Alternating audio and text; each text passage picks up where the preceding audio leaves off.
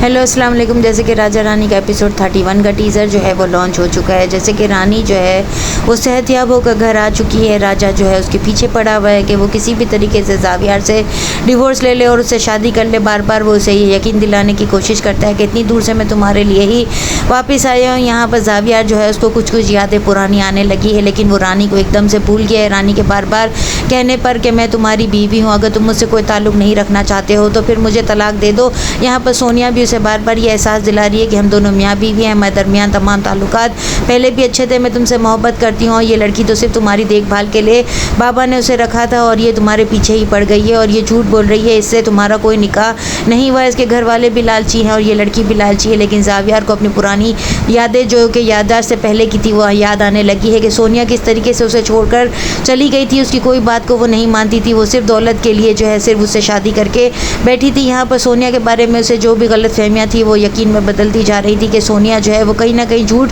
ज़रूर बोल रही है। जब वो अपने बाप के बारे में पूछने लगा तो वो ये कहती है कि जुनैद और उसके घर वालों पर मुझे मुकम्मल जो है वो भरोसा नहीं है। ज़रूर उन्होंने ही जो है तुम्हारे वालिद को मारने की कोशिश की है, लेकिन मैं वसूख से नहीं कह सकती। यहाँ पर वो वकील साहब के पास जाता है और कहता है मुझे मेरा हक और मेरी जायदाद वापस चाहिए, जिस पर वकील साहब जो है अपने इसके वालिद का जो है बैकअप प्लान बताते हैं और बताते हैं कि उन्हें ये यकीन था कि उनके भाई और उनका भाई का बेटा जो है उन्हें धोखा देगा और कल को अगर तुम्हारी याददाश्त वापस नहीं आओ, तुम अगर कमज़ोर हालात में आ गए तो फिर तुम्हारे लिए ये घर और ये जायदाद और कुछ पैसा उन्होंने तुम्हारे नाम पर रखा हुआ था। ज़ावियार जो है वकील साहब को कहकर जो है डिवोर्स के पेपर बनवाता है, लेकिन उससे साइन नहीं करता मीरा माँ वो जो पेपर्स है। जब देखती है कि बाबा ने इस पर साइन नहीं किए तो संभाल कर रख लेती है। रानी से मिलने के लिए वो दोबारा जाता है और रानी से कहता है कि मैं पेपर साइन करना चाहता था, लेकिन पता नहीं कोई ख्याल है जो मेरे जहन में आकर अटक गया और मैं साइन नहीं कर सका। जिस पर वो कहती है कि तुम जो है वो मेरे एहसानों का बदला जो है चुकाना चाहते हो या कोई और बात है, जिस पर जो है वो कुछ भी नहीं कह सकता क्योंकि वो अपनी तमाम पुरानी बातें जो है भूल चुका है कि किस तरीके से रानी ने